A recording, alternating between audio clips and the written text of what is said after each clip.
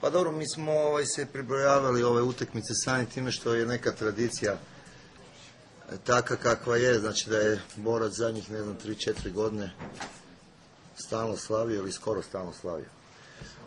Mislim da smo danas odigrali jednu dobru utakmicu, čak mogu reći da sam zadovoljan u svim aspektima, znači Borac nije napravio ni jednu šansu, a mi smo stvarali i na kraju sa 3:0 pobjedili, mislim da smo zasluženo danas pobjedili. Bio opet jedan dobar ambijent, tako da mogu svim mojim momcima čestitati stvarno na jednoj dobroj utakmici.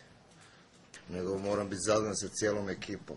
Znači Petković odigrao jednu korektnu utakmicu, pogotovo zato što mu je to prva za Crvenu zvezdu. Mislim da je bio korektno odradio, da je to u defanzivi bio dobar, u napadu je dolazio tu, pogotovo u prvom polu gdje su preko njega još imali jedno 2-3 šanse ili polušanse, znači gdje je on mogao to možda čak i malo i bolje centrirati, ali sve u svemu sam zadovoljan. Zadovoljan sam sa cijelom obranom, sa veznima, napadačima. U biti smo kroz igru opet stvarali šanse i možda smo još mogli koji gol dati. Ali sve u svemu moram biti zadovoljan. Kako nekad pobediš ovdje u Čačku gdje je uvijek teško 0-3, mislim da moramo biti zadovoljni. Mi sada se okrećemo u utakmici kupa, gdje igramo u Lučanima u sredu, znači ovo je bilo izvanredno i sad moramo razmišljati o sljedećoj utakmici. Pa što se tiče same utakmice, mislim da vam je manje više sve jasno da je Crvena zvezda bila dominantnija, bolja, zasluženo dobila utakmicu,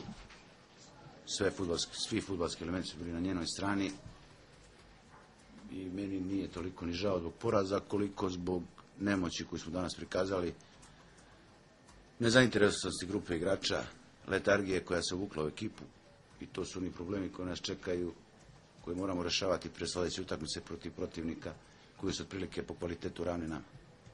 Ja samo mogu da čestitam Crvenoj zvezdi i kolegi na dobroj igri, zasluženoj pobjedi, poželim sve najbolje.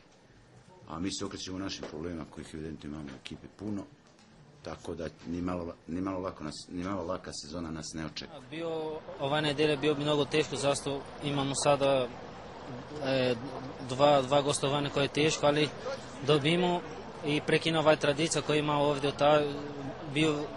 Ja igrao ovdje pred 2 godine i jedan ne reši i jedan remi izgubimo. Ali sada dobimo lijepo, igramo dobro i tako mora da nastavi do kraja prvenstva.